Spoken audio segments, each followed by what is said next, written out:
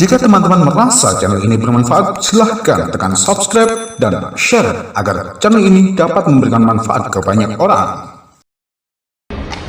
Allahumma salli ala Sayyidina Muhammad wa ala alihi wa sahbihi wa man tabi'ahum bi ihsanin ila yaumiddin. Subhanaka la ilma lana illa ma 'allamtana innaka antal alimul hakim. Alhamdulillah, syukurillah, masih diberikan oleh Allah Subhanahu wa Ta'ala kesempatan kita bisa bertemu, silaturahim, sama-sama kita belajar dan mempersiapkan diri untuk menyambut bulan suci Ramadan. Tidak terasa begitu berjalan waktu. Perpisahan dari bulan suci Ramadan, sebentar lagi menyambut bulan suci Ramadan. Kalau 1 tahun sudah berlalu, kira-kira 30 hari Ramadan bagaimana? 1 tahun sudah begitu luar biasa cepat, dan ini menjadi bagian dari umur kita. Bertambah 1 tahun, berlalu 1 tahun, berarti akan melangkah lebih dekat kepada kematian.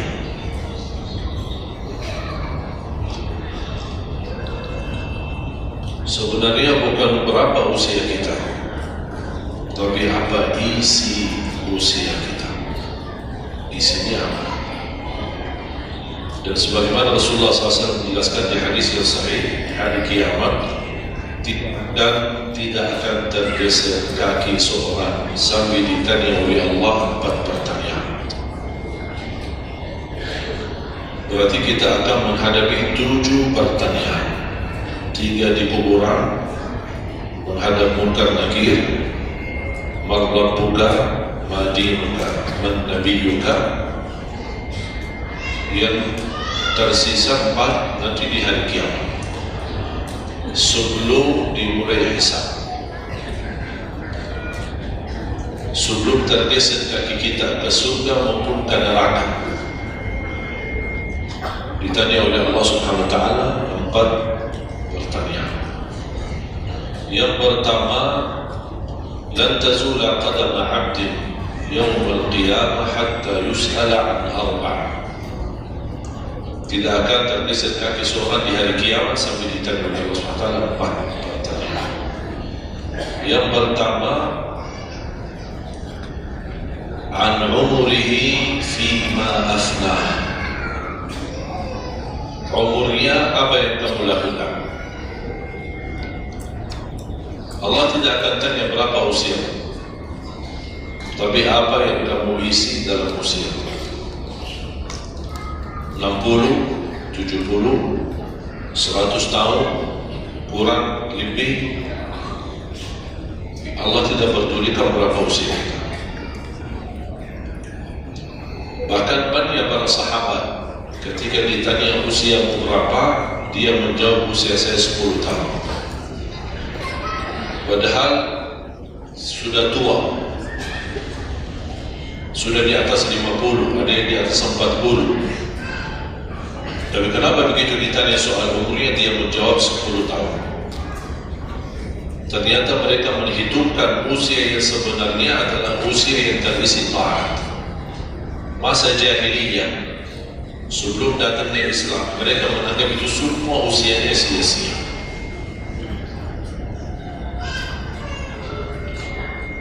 Berarti kalau ada orang muslim tidak salat sama sekali sampai usia 50 tahun, semua usianya sia-sia. Karena tidak ada ibadah satupun yang diterima kalau tidak pernah salat. Biarpun dia haji setiap tahun, puasa setiap Ramadan, dia bersedekah berinfak setiap hari, tapi tidak pernah salat 5 waktu sama sekali, sia-sia. Karena pertama yang akan dihisab oleh Allah salatnya. Kalau salat itu beres, baru akan ditanya yang lain. Kalau salatnya tidak ada, Allah tidak perlu bertanya-tanya. Makanya saya selalu berkata, khususnya pada pemuda-pemudi, seberapapun dosamu, jangan tinggalkan salat. Sebesar apapun dosamu, jangan tinggalkan salat. Karena salat itu ibadah yang langsung menyambungkan kita sama Allah, tali hubungan kita sama Allah. Kalau tali hubungan kita sama Allah terputus, tidak ada tali yang bisa sambung lagi. Dan selama Anda menjaga salat, berarti masih ada harapan masuk dalam golongan yang akan diampuni Allah. Ada ampunan, ada harapan ampunan. Tapi kalau tidak salat, terus bagaimana Allah ampuni kalau tidak mau bertobat? Banyak orang berkata, saya malu, atau dia merasa ada bisikan di hatinya, buat apa lo salat? Apa ini? Perilaku kamu aja tidak benar, sama orang tua aja tidak benar, dosamu tidak pernah hati-hati, percuma salat, tidak usah. Itu ingat bisikan syaitan. Karena syaitan ingin semuanya sekali-kali rusak. Kalau berbakti baik belum sempurna, masih banyak dosa maksiat, banyak kerusakan yang lain, tapi masih terjaga salatnya, ada harapan diampuni dosanya. Jangan sampai syaitan berhasil menggoda kita sekalian tidak salat, sudah hancur, sudah rusak yang lain, ditambah lagi parah, tinggalkan salat. Atau ada orang taubat, selama dia tidak salat, lancar, beres, aman, tidak ada apa-apa. Begitu dia taubat, dia merasa sedih, menyesal, dia mulai menjaga salatnya, hilang motornya, kehilangan kerjaannya, diuji sama Allah SWT dalam rumah tangganya. Setan datang, coba kamu aja dulu biasa-biasanya tidak pernah ada ujian, begitu Anda mulai salat ada ujian. Apa ini? Udah berhenti aja salat, nanti kembali beres, berhenti salat. Pas begitu dia keluar masih kehilangan motor. Ya Allah, gimana? Saya selama ini tidak pernah salat, tidak pernah hilang motor. Begitu saya mulai salat malah hilang motor saya. Datangnya setan di situ. Coba kalau kamu tidak salat, tidak bakal hilang motornya. Akhirnya dia merasa nyesal, dia berhenti. Berarti niatnya bukan taubat. Niatnya salat, ya Allah mohon aku salat tapi Allah jaga motor aku ya. Nah, itu niatnya. Bukan salat karena Allah, tapi salatnya karena terjaga motornya. Itu beda niat. Berarti ketika kita berlaku ibadah, melakukan sesuatu ibadah, tapi ada ujian yang masuk, jangan Anda salahkan ibadahnya, tapi salahkan niatmu. Ada apa dalam niatmu? Pasti ada salah niat.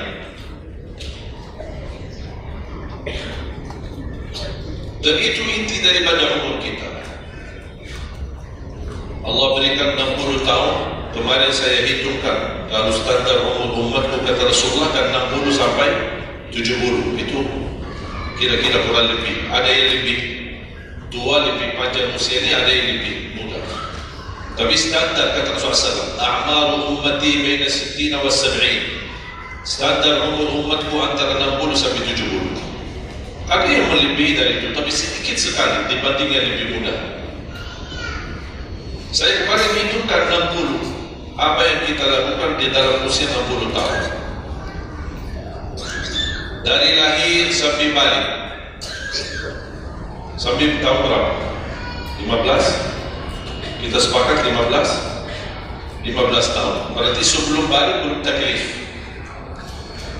Sebelum balik belum taklif. Haji boleh tapi tidak wajib, karena syarat haji harus balik. Salatnya harus balik, walaupun diperintahkan, dibiasakan untuk melaksanakan salat. Tapi anggaplah belum taklif, belum ada taklif, belum ada kewajiban, berarti 15 tahun itu sia-sia. Dipotonglah dari 60, berapa sisa? 45. Tidur sehari berapa jam?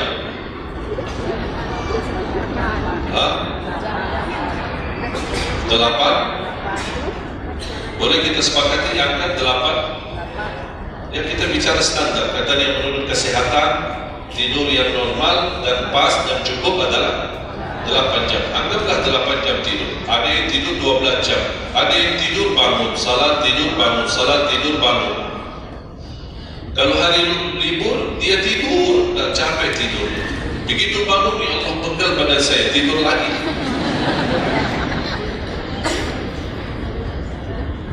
Saya hitungkan 8 jam. 8 jam dalam sehari berapa kalau dibagi? Dalam sehari. Sehari berapa jam? 24 jam. 8 bagiannya berapa jadi? Sepertiga sehari tidur. Sepertiga 60 tahun berapa? 20 tahun ngapain? Tidur. 20 tahun cuma kerjaannya tidur. Mulai dari 8 jam. Coba, memang terlihat angkanya tidak terlalu besar. Tapi kalau dihitung dalam usia dalam 60 tahun, 20 tahun tidur. Ditambah 15 belum taklif, jadi 35. Tersisa berapa dari 60? 25. Cari nafkah dan rezeki. Kerjaan, standar kerja, jam kerja berapa jam? 8. Berarti 60 tahun berapa jam? Berapa tahun kita kerja? 20 tahun. 20 tahun cari menjadi kaya. Tapi 20 tahun masih stres. Tidak jadi kaya. Masih bermasalah. Ditambah habis 20 tahun pensiun, tambah hutang. Belum lagi hutang sana sini. Sekarang semua serba hutang. Dan yang aku heran, kenapa orang Indonesia suka berhutang? Ada masalah sedikit hutang. Sekarang HP cicilan, bagus-bagus. Saya kemarin diajak sama teman foto. Saya lihat HP ini, Masya Allah HP yang terbaru ini. Apa cicilan? Jadi jangan tertipu ketika Anda melihat handphone baru sama orang, langsung Anda baik sangka barangkali cicilan. Dari satu cash. Case itu 12 juta sampai apa ada 15 juta. Bawa mobil yang mewah, kayak cicilan. Begitu pindah rumah, cicilan. Jalan-jalan besok juga nikah, cicilan. Semua serba cicilan. Dan terpengaruhi dengan promo sana sore ini ada ini non persen, non ini apa sini beli satu dapat satu, dan semua serba hutang. Tanpa kita sadar, tidak sadar, memang mudah kita awal-awal yang berhutang, tapi begitu sudah jatuh tagihannya pusing. Memang hutang ini bikin aku stres. Ada orang minta sama saya amalan. Ada enggak amalannya supaya saya bisa mengatasi masalah hutang ini? Saya bilang mudah amalannya, jangan berhutang lagi, mudah. Sudah selesai. Hutang itu di dalam Islam dibolehkan kalau sudah benar-benar keadaannya darurat. Sudah tidak ada solusi, tidak ada jalan, tidak ada yang bisa bantu, tidak ada yang bisa menolong. Akhirnya terpaksa, dan hati-hati dari riba. Jangan terpaksa nanti beralasan, ya Allah saya terpaksa menggunakan pinjaman bank tapi riba. Pinjam 100 juta dikembalikan 120 juta. Dosa besar. Masih lebih ringan dosa zina sama ibu daripada terima uang riba. Nauzubillah min zalik.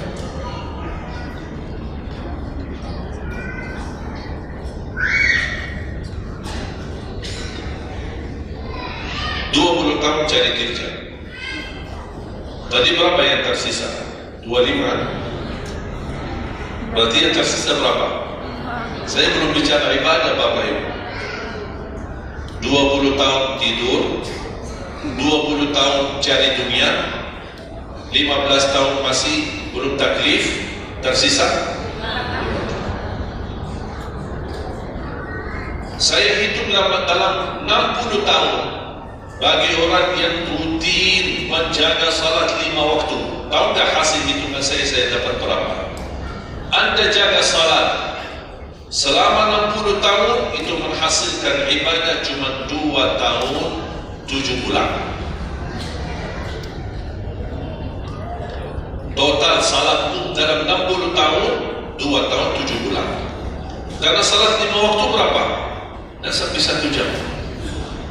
Dah sampai 1 jam. Saya bicara yang wajib. Ada bagaimana saya hidup kalau ada orang yang tidak salat sama sekali? Nauzubillah, sudah habis sia-sia umur ini kalau tidak salat sama sekali. Saya belum hidup tarawih 23 rakaat 7 menit. Itu beda urusan itu. Ada tarawih 23 rakaat 7 menit? Tidak ada tarawih. Jangan apa susah. Itu namanya olahraga.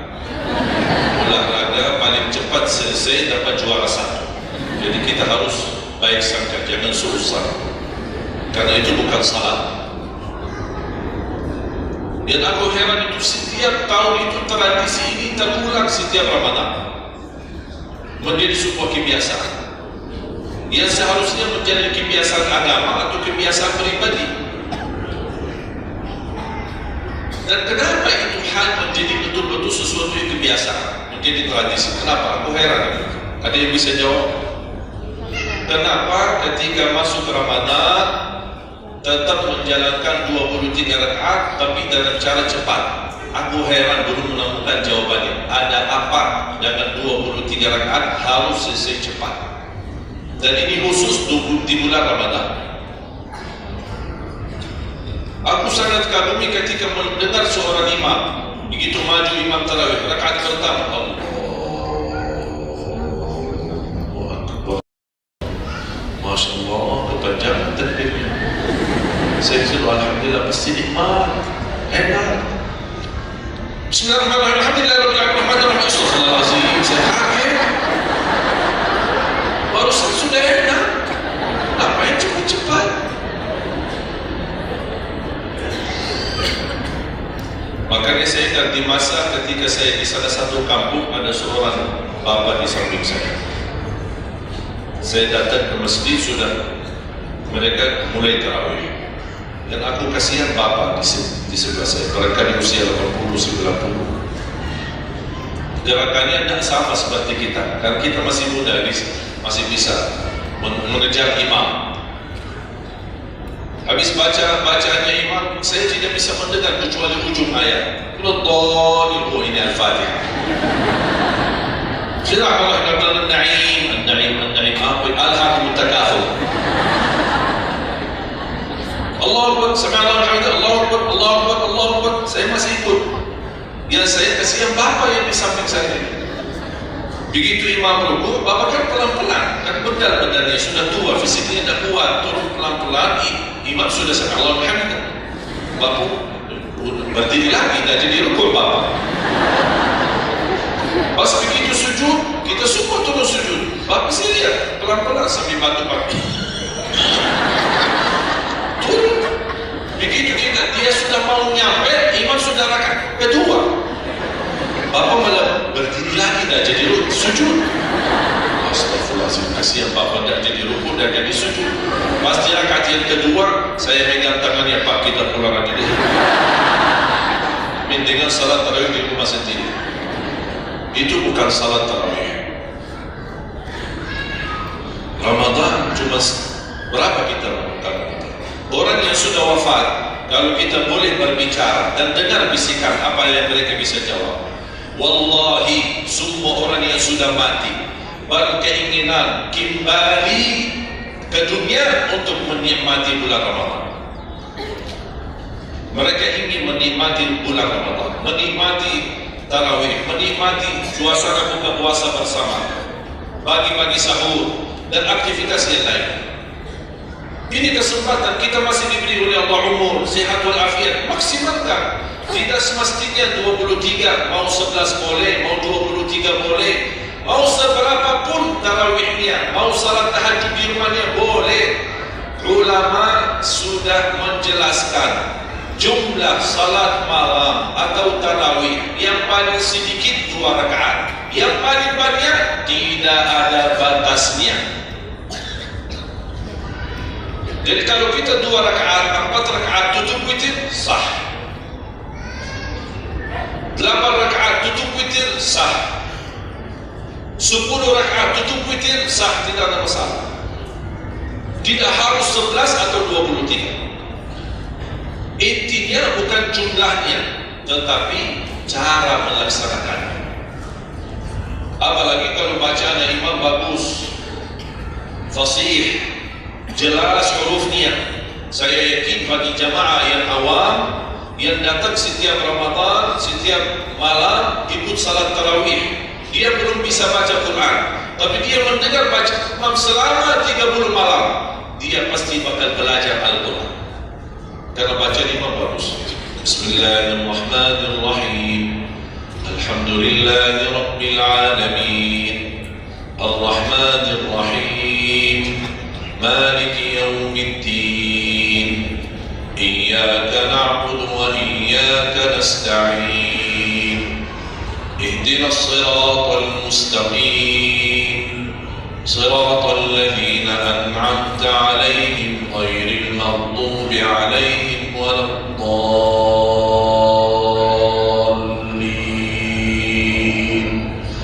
Amin.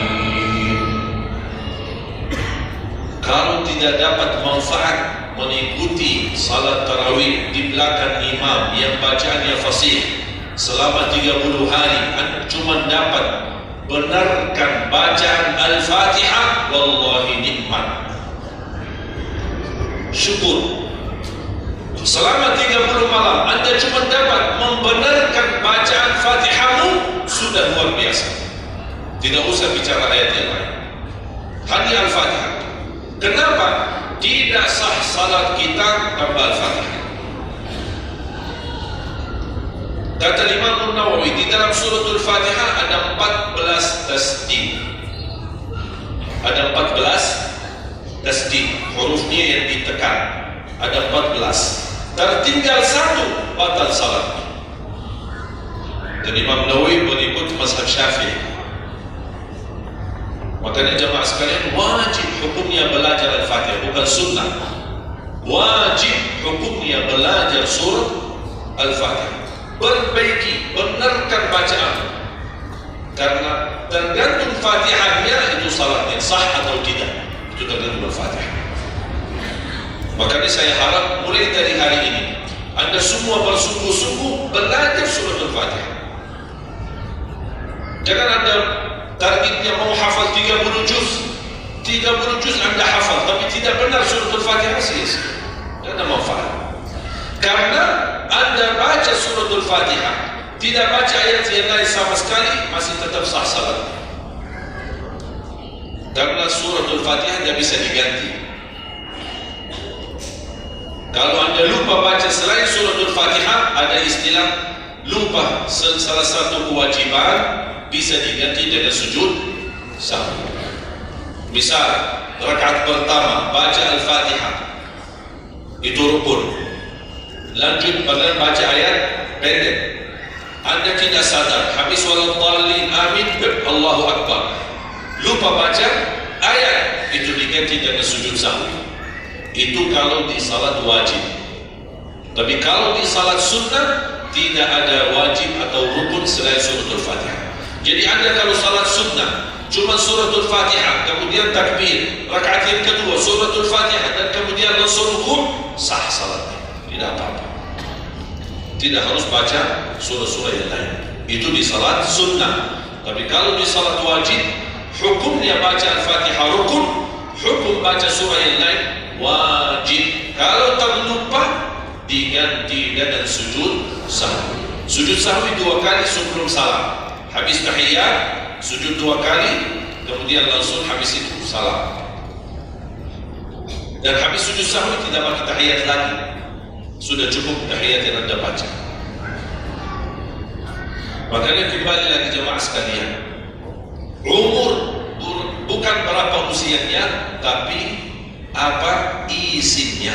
Maka Rasulullah SAW bersabda, "Ni'mal 'abdus salih man tala 'umruhu wa hasuna 'amaluhu." Sebaik-baik hamba yang salih yang panjang usianya, tapi baik amalannya. Baik amalannya. Bulan Syaban ini sekarang tersisa kurang lebih 14 atau 16 hari. Rasulullah SAW punya kebiasaan puasa Syaban full. Sampai kata Siti Aisyah, tidak pernah aku melihat Rasulullah puasa 1 bulan penuh selain bulan Ramadan sebagaimana di bulan Syaban. Penuh dia puasa, bukan nisfu. Setiap datangnya Syaban ditanya nisfunya, mana nisfu Syaban? Nisfu. Full Ramadan Syaban, puasa aja. Di awal boleh, di tengahan boleh, di akhir boleh. Yang tidak boleh, yang tidak pernah puasa Syaban, pas begitu berakhir, mau mendekati Ramadan, seminggu terakhir atau 10 hari terakhir, itu ada sebagian ulama berkata makruh. Kalau sudah 22 hari terakhir bulan Syaban, Anda tidak pernah ada puasa sebelumnya, itu dianggap oleh ulama haram.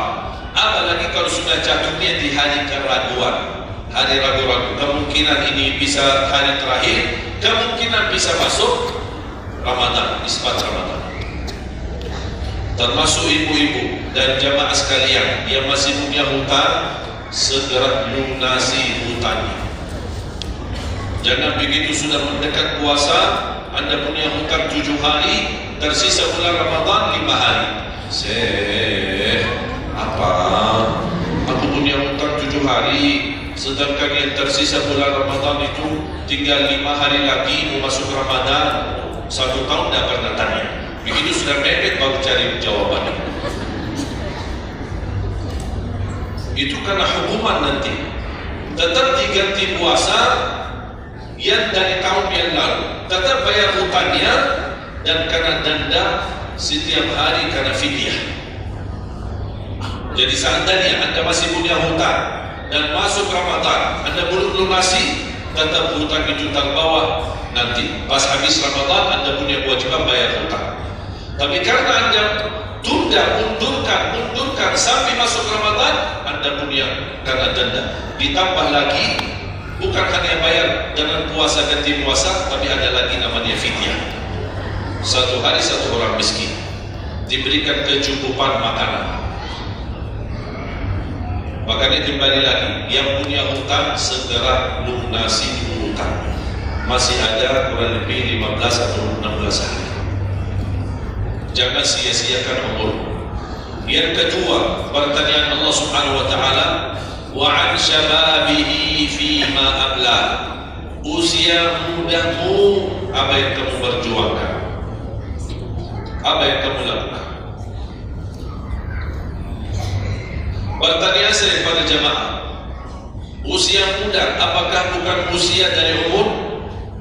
Bukan sesuatu dari umur? Usia muda bukan sebagian dari umur, dari total umur, bukan dari total umur.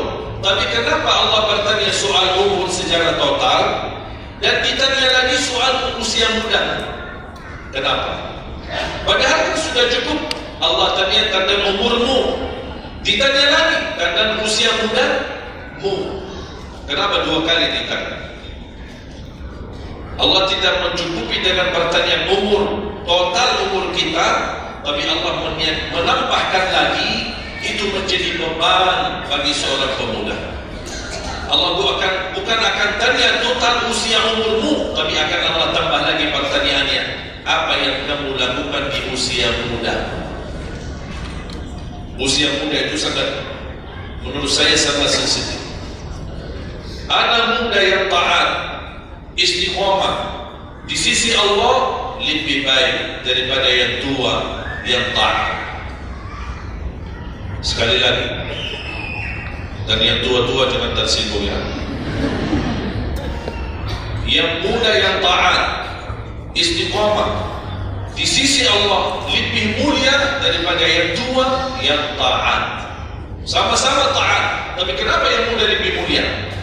Karena godaannya lebih besar. Kalau yang tua lah, apa yang mau digoda? Habis sudah. ada fisik, ada tenaga, ada apa. Kalau yang muda banyak godaannya, pandangan matanya, telinganya, hawa nafsunya, sahwatnya, fitnah sana sini, mudah digoda, mudah anak muda. Makanya Allah berikan kemuliaan. Bahkan salah satu hadis yang sahih, di hari kiamat semua di bawah matahari, cuma 7 golongan yang di bawah naungan Allah. Di antaranya wasyabun nasya'a fi ta'atillah, seorang pemuda yang menjaga diri dalam bertaat kepada Allah. Dia dapat keistimewaan di hari kiamat bersama pemimpin yang adil, bersama seorang laki-laki yang tergantung dengan masjid berapapun usianya, ditambah lagi seorang pemuda yang bisa menjaga diri dalam bertaat kepada Allah Subhanahu. Dan kalau kita baca sejarah ulama, semua para berjuang untuk agama semuanya muda, tak ada yang tua. Bilal bin Rabah seorang pemuda, Abdullah bin Mas'ud penghafal Al-Quran seorang pemuda, Abdullah bin Umar seorang pemuda, dan banyak yang lain. Muhammadul Fatih yang membebaskan Konstantinia dan memperjuangkan Islam menjadi panglima masih di bawah usia 21 tahun. Dan banyak sejarah-sejarah. Imam Syafi'i masih sangat muda, bahkan meninggal dunia masih dalam keadaan masih sangat muda, belum sampai usia 52 tahun. Dan banyak yang lain. Makanya pengaruh dan bahkan taruhan besar bagi umat Islam itu tergantung pemuda.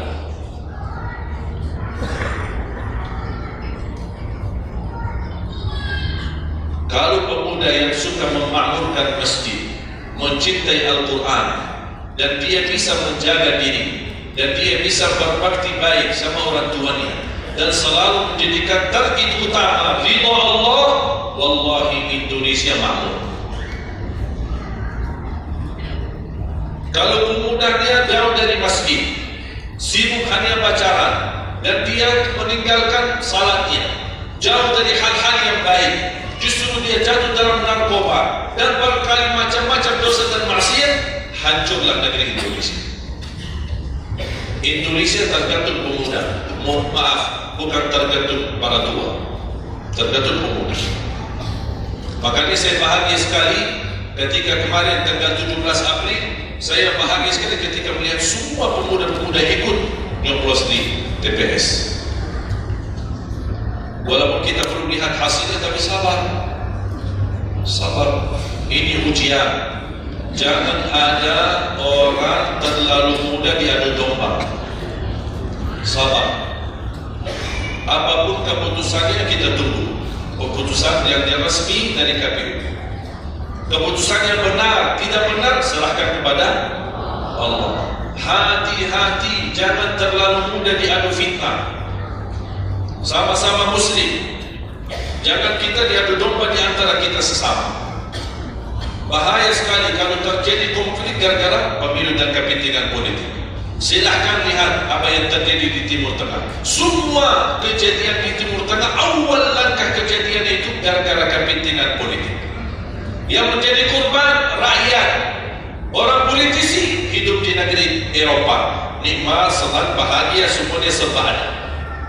Mereka tidak bahaya, tapi yang bahaya rakyat. Yaman, Suria, Irak, dari tahun 90 sampai sekarang Irak tidak bisa aman. Ada orang bawa berita itu Irak saudara dan mereka perang saudara antara Sunni dan Syiah. Bohong, tidak benar. Ratusan tahun mereka hidup damai antara Sunni dan Syiah, tidak pernah bermasalah. Tapi karena langkah awal kepentingan politik, lama-lama terpengaruhi dengan perbedaan aliran dan berbeda pendapat. Kalau sudah kita menjadi korban dan terpengaruhi demi kepentingan politik, mudah diadu domba, besok-besok akan terjadi perang antara Sunni sama Syiah di Indonesia.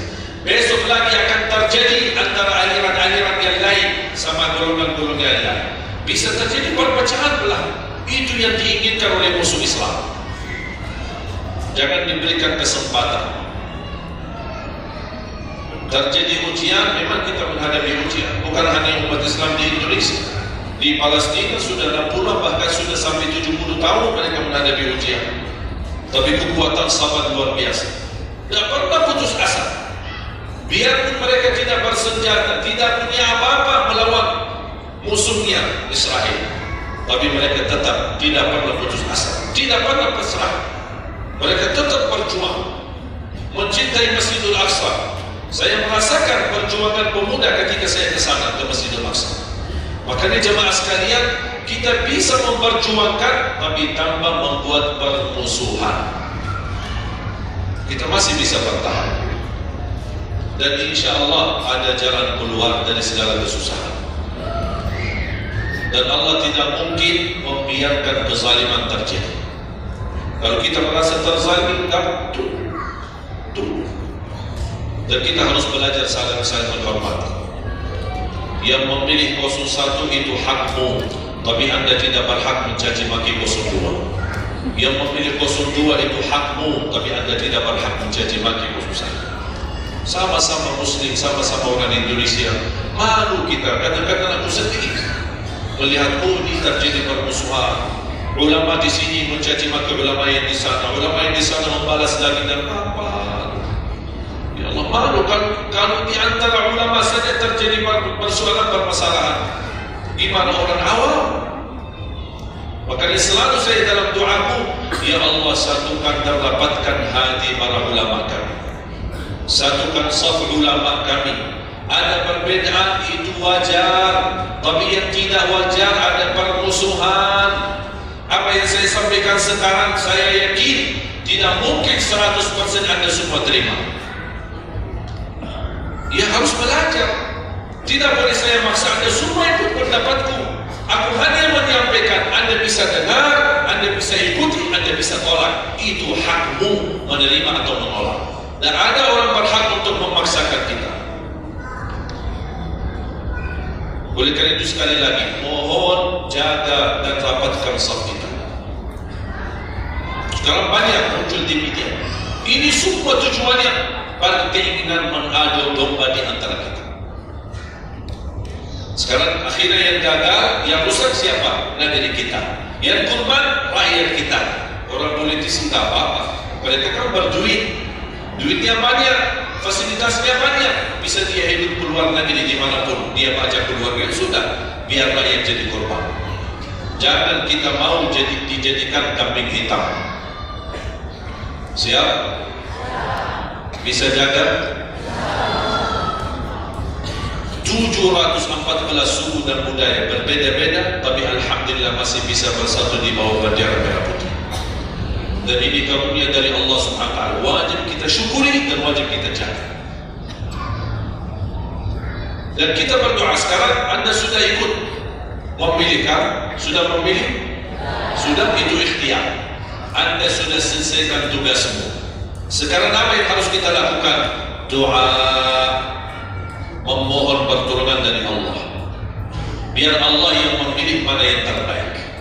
Ya Allah, kami sudah berusaha, kami sudah berikhtiar, pimpinlah kami, anugerahkanlah kepada kami pemimpin yang takwa, yang adil, yang amanah, yang mencintai agamamu, yang mencintai ulama, yang bisa melayani rakyat dengan ikhlas. Itu doa kita. Kalau boleh setiap tahajud, setiap sujud, habis duha, habis salat wajib, terus doa seperti itu. Saya punya kebiasaan ketika mengajak jamaah umrah, saya haruskan kepada semua jamaah ketika kami tawaf maupun sa'i, wajib paling tidak 1 kali tawaf, 1 kali sa'i, khusus doakan Indonesia. Karena Indonesia apalagi saat ini sangat membutuhkan doa kita.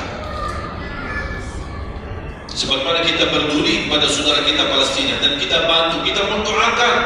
Kalau Indonesia tidak perlu bantuan dana, tapi butuh doa kita. Makanya jangan pelit untuk mendoakan negeri kita Indonesia. Faham? Yang ketiga,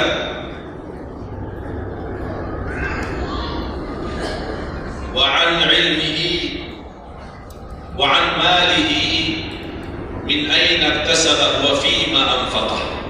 Pertanyaan yang ketiga yang akan ditanyakan oleh Allah, hartamu dari mana dan ke mana? Woi, bahaya. Kadang-kadang ada orang sumber dananya halal, tapi pengeluarannya bebas, semuanya boleh. Nah, itu pertanggungjawabannya. Akan ditanya oleh Allah, dari mana dan ke mana? Allah sudah kasihkan, itu dari mana datang? Anda harus memberi jawaban yang benar. Dan kemana Anda infakkan? Dan ingat, halaluha hisab wa haramuha adab. Harta yang halal bakal dihisab. Sekarang banyak orang salah faham. Orang fikir kalau ada harta yang haram akan dihisab oleh Allah. Tidak. Yang dihisab bukan yang haram, tapi yang halal. Dari mana dan ke mana? Terus yang haram gimana? Ngapain? Diazab. Anda sudah tahu itu haram, tapi Anda lakukan. Allah tak perlu tanya lagi kenapa Anda lakukan. Wallahi langsung diazab. Alhamdulillah di sana. Hati-hati. Oleh karena itu bahagia kata Rasulullah SAW, seorang yang mulia, yang Allah berikan kekayaan, diberikan kemampuan, tapi dia bisa menggunakan dengan sebaik-baiknya. Ni'mal malus salih indal abdi salih. Sebaik-baik harta yang halal di tangan hamba yang salih. Itu termasuk harta yang terbaik. Kenapa yang terbaik di tangan orang yang salih? Karena orang salih tidak mungkin salah guna. Dia sudah jaga sumber, dia juga pengeluarannya jelas. Untuk kebutuhan keluarga, tidak mubazir, tidak berlebih-lebihan. Katanya halal, berarti bebas belanja, tidak bebas. Islam tidak menunjukkan seperti itu. Anda boleh ambil kebutuhanmu, tapi jangan berlebih-lebihan. Mohon maaf, coba sekarang tanya ibu, tanya diri sendiri masing-masing. Berapa macam baju di lemari kita? Sudah, mohon maaf, tidak usah bahas yang lalu. Terlanjur belanja karena ibu merasa tidak tidak tega, merasa keberatan kalau setiap acara itu aja yang dipakai. Pagi acara, besok siang pulang ganti, siang malam ada acara lagi ganti lagi. Karena merasa malu, apalagi kalau ketahuan, ibu kan tadi pagi-paginya, warnanya beda warna, memang sama model tapi beda warna. Malu kalau orang mandi, wih ngapain kamu? Makanya udahlah, terlanjur, itu memang mohon maaf kebiasaan wanita.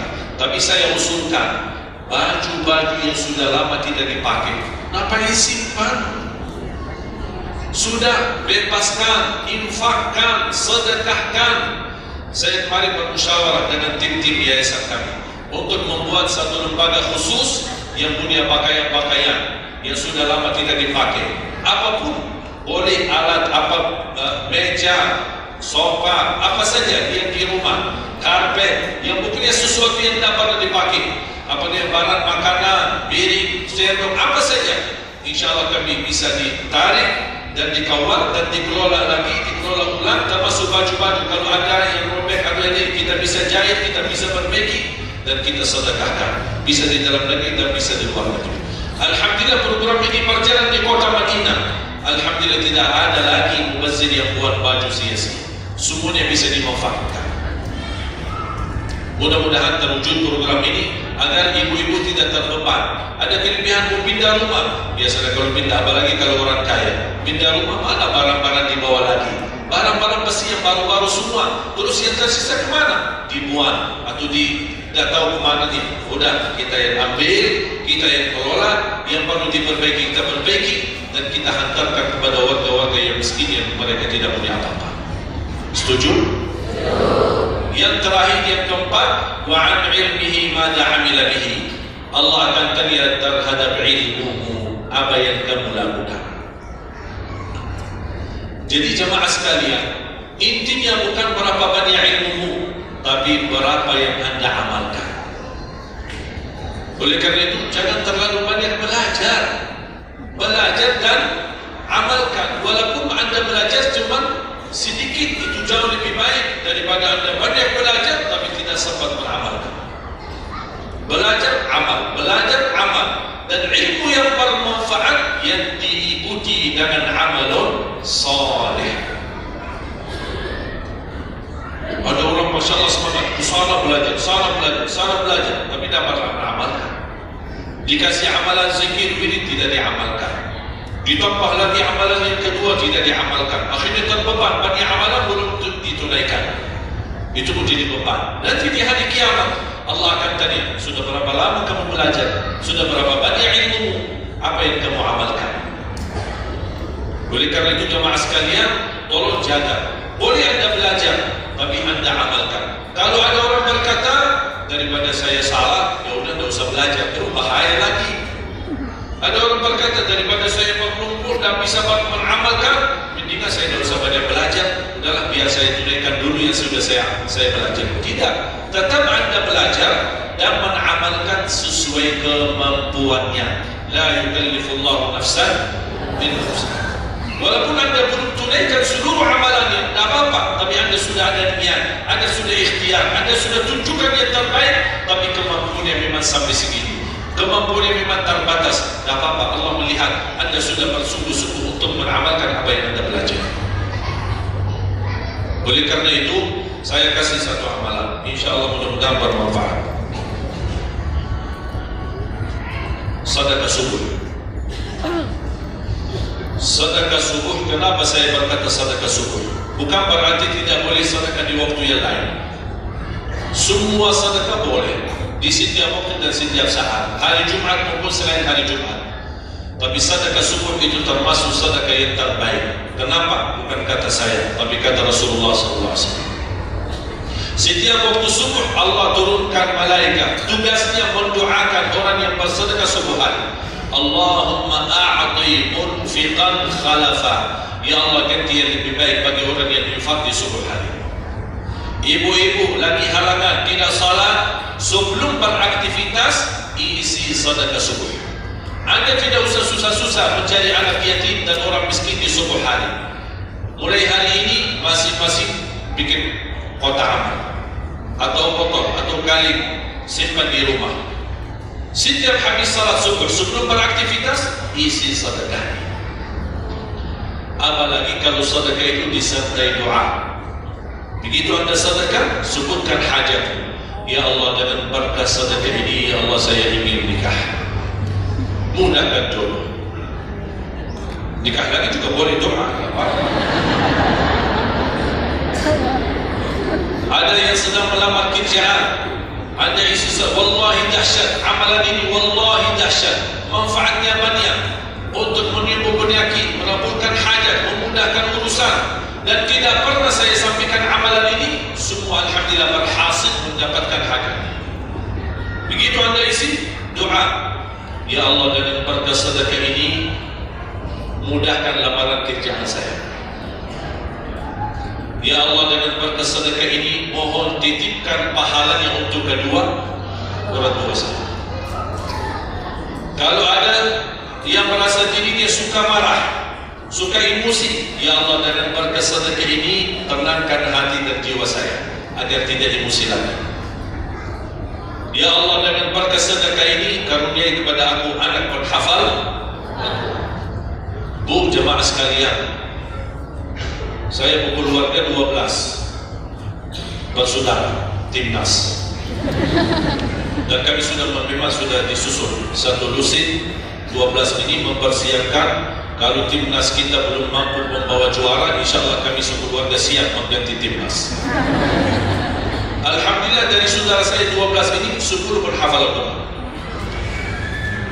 Tapi orang tua saya awam, percaya enggak? Orang tua saya bukan ulama, bukan kiai, bukan ustaz. Ayah saya belajar kelas 3 SD. Ibu saya tidak pernah masuk sekolah sama sekali. Sampai usia 40 tahun masih buta huruf, tidak bisa baca Quran.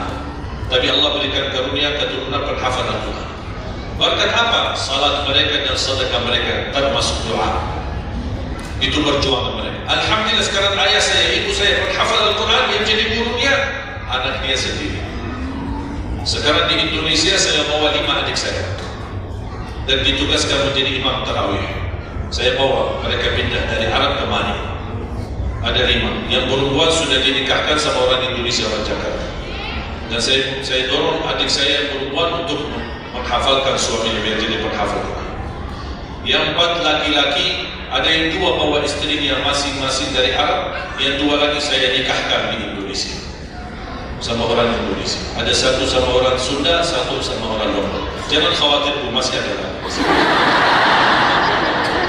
Bahkan saya dorong adik-adik saya semua wajib nikah 4, masing-masing 4 istri. Kenapa? Supaya banyak keturunan. Kalau bisa setiap 1 istri 12, 1 lusin, 1 lusin, 1 lusin. Masya Allah, luar biasa. Kenapa? Karena kita punya perjuangan yang masih panjang. Cita-cita saya mencetak 1 juta penghafal Al-Quran di Indonesia. Ketika saya datangkan adik saya tugaskan sama mereka dan tegas. Kalau kalian datang hanya mau berhiburan, pulang. Kalian di sini untuk bersama-sama memperjuangkan untuk mencetak 1 juta penghafal Al-Quran. Dan alhamdulillah program ini sudah jalan. Dan kita terus memperjuangkan. Dan saya harap semua jamaah insya Allah berkenan terlibat dalam program ini. Cita-cita saya, semua masjid se-Indonesia insya Allah diimami imam penghafal Al-Quran 30 juz. Bahkan lebih hebat lagi cita-cita saya, insya Allah saya yakin akan terjadi. Insya Allah di kemudian hari, di waktu yang Allah insya Allah tentukan, insya Allah Presiden kita penghafal Al-Quran. Coba Allah rasanya enak. Langsung diumumkan di Masjid Istiqlal, khatib dan imam salat Idul Fitri penghafal Al-Quran 30 juz, Presiden Republik Indonesia. Mantap. Imam salat Idul Adha, Presiden kita. Salat Jumat, khatib dan imam, Presiden kita. Tak perlu ganti imam. Tak perlu ganti imam, subhanallah, luar biasa. Coba saya kagumi ketika membaca dan melihat YouTube-nya Presiden Erdogan Turki. Walaupun beliau bukan penghafal Al-Quran, tapi murattal bacanya beliau, Masya Allah. Mana ada sekarang presiden di dunia Islam sebagaimana bacanya yang benar. Ini sudah saatnya, tapi bukan sekarang ya, nanti saya sabar dulu. Nanti jadi kacau gitu. Coba sabar. Insya Allah ada waktu. Insya Allah. Mulai dari sekarang kita ayo bersama-sama mempersiapkan untuk kalau anda gagal menjadi penghafal Al-Quran, jangan gagal anakmu, cucumu, generasi yang ini semua. Kita melihat, saya bangga. Kenapa saya semangat untuk mencetak 1 juta penghafal Quran? Itu berkatnya acara Hafiz Indonesia. Nonton kalau acara Hafiz Indonesia? Nangis ya? Habis tisu kan? Tahu nggak salah satu karunia Allah untuk Indonesia? Ada teman saya pengusaha punya TV di Arab. Beliau ingin membuka dan membuat acara Hafiz Indonesia versi Arab, tapi gagal. Kenapa? Karena tidak menemukan jumlah yang banyak penghafal Al-Quran di bawah usia 10 tahun. Hanya Indonesia saja. Malaysia kalah, Indonesia saja. Di bawah 10 tahun. Dan sayang sekali memang anda yang nonton acara Hafiz Indonesia, anda nonton acara yang sudah jadi, tapi anda belum tahu apa yang kami perjuangkan di belakang layar. Sebelum acara Hafiz Indonesia 4 bulan bekerja keras, sampai tim turun ke lapangan, ke desa-desa, kampung-kampung, ke pulau-pulau untuk mengumpulkan dan mendatangkan, menghadirkan para penghafal Al-Quran. Ketika dibawa di Jakarta 2 bulan berturut-turut kami didik mereka. Yang awalnya pemalu, awalnya ada yang mohon maaf kencing di celananya sendiri, sakit tidak berani, takut. Alhamdulillah sekarang menjadi mereka pemberani. Bahkan mereka berlomba-lomba azan subuh. Mereka berlomba-lomba membangunkan sesama saudaranya, sama-sama tertib makan. Kita menghadirkan dokter kesehatan, kita menghadirkan dokter psikologi jiwa untuk menjaga perasaan mereka selama 2 bulan. Didampingi kadang-kadang ibu mereka, didampingi kadang-kadang ayah-ayah mereka. Dan semua rata-rata sepakat orang tua mereka, tidak pernah kami merasakan bangga memiliki anak sebagaimana kami melihat perjuangan di Hafiz Indonesia. Dan alhamdulillah begitu selesai acara Hafiz Indonesia, kami tidak tinggalkan mereka. kami terus kawal, kami terus pimpin, dan alhamdulillah mereka di kampung masing-masing sudah membangun rumah tahfiz, ada yang membangun pesantren untuk mencetak dan melahirkan jumlah yang banyak berhafal Al-Quran. Dan ini perjuangan luar biasa, tidak mudah, berapa biaya yang dikeluarkan, dan mohon maaf belum ada sponsor yang bisa mensponsori kita dan membayar full untuk kita. Kita terus bekerja keras, dan alhamdulillah masih Allah hantarkan kepada kita orang yang dermawan, orang yang baik, yang peduli dan mencintai Al-Quran. Allah anugerahkan. Wallahi menurut saya saat ini, zaman ini, sedekah yang terbaik dan yang termulia, semua apapun yang terkait dengan Al-Quran itulah yang termulia. Makanya boleh Anda ketika Anda bersedekah, jangan lupa disertai doa.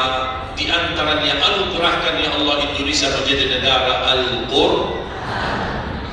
Tapi tolong fokus. Kalau Anda isi sedekahnya, tolong disesuaikan. Jangan isi sedekahnya koin, tapi doanya sampai terbit matahari. Dan ada malunya. Kata Allah, koin-koin aja sedekahnya, doanya dah habis-habis. Hajatnya panjang, lebar. Malu kita sama. Bukan Allah tidak bisa, Allah maha bisa mengabulkan hajat, tapi kita malu sama Allah. Cuma bikin ya Allah, ya Allah, ya Allah, panjang. Fokus. Kalau usulan saya, satu sedekah, satu hajat. Satu sedekah, satu hajat. Dan insya Allah akan Anda melihat manfaat. Mudah-mudahan semua yang hadir, insya Allah menjadi keluarga besar 1 juta penghafal Al-Quran. 1 juta mencetak penghafal Al-Quran. 1 juta keluarga Al-Quran yang insya Allah akan membangun generasi baru yang membawa Indonesia menjadi baldatun thayyibatun wa rabbun ghafur, dan di masa yang akan datang insya Allah Indonesia menjadi lebih baik. Amin ya rabbal alamin. Barakallahu fikum. Terima kasih, semoga dapat manfaat.